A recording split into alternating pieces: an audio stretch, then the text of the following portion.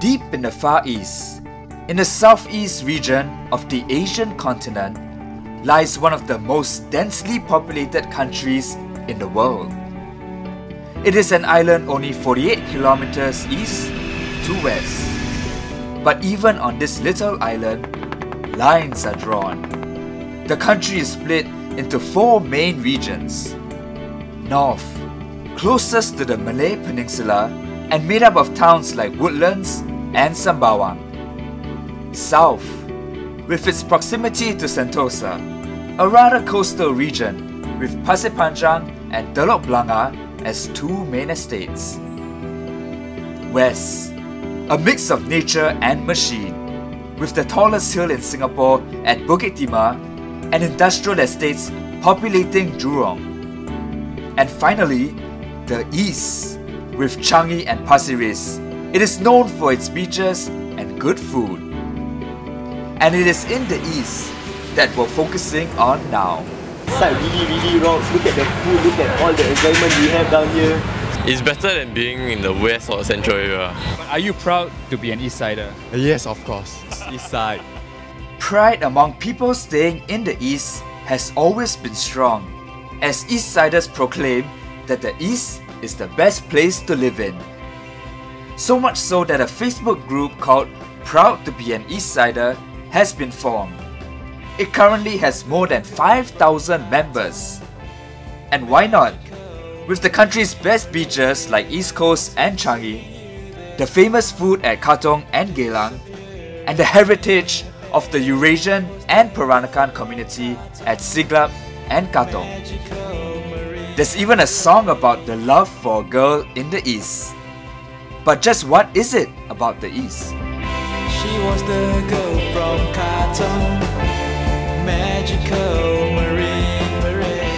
They say the East has the best beaches, that life here passes a bit slower and is a bit more peaceful.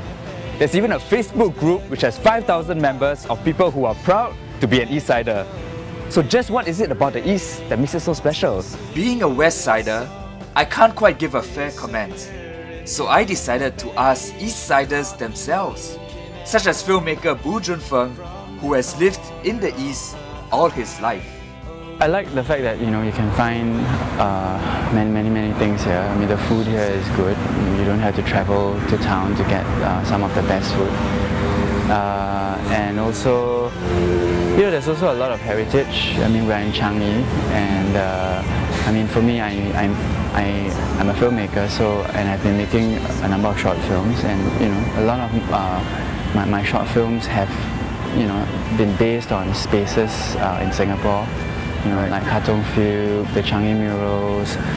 While Junfeng's love for his neighborhood stemmed from memory and has inspired his films, what about other East Siders?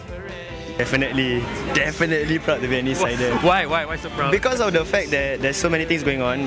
Definitely, when I was growing up, there's a lot of competition going on with the kids because all the estates are down there, all growing up together and everything. Right. So the East Side quite closely knit. You know people from Tampines everywhere, Bedok. I think the people in the East are friendlier. Like, I've been to, because I used to study at Dover, so when I meet people from, let's say, the West, I don't know, their culture is a bit different.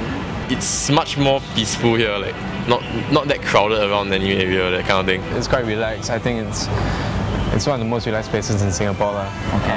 My friend who stays in Bukit Timah came and like just dropped by for supper once, and she was like, oh wow, I could get used to this. Aside from this laid-back quality, the food, the scenery, and the spooky places there, like the Old Changi Hospital, also make the East distinctive. In the next clip, we bring you the spookiest places in the East and embark on our own journey to find out whether the East, West, North, or South has the scariest places.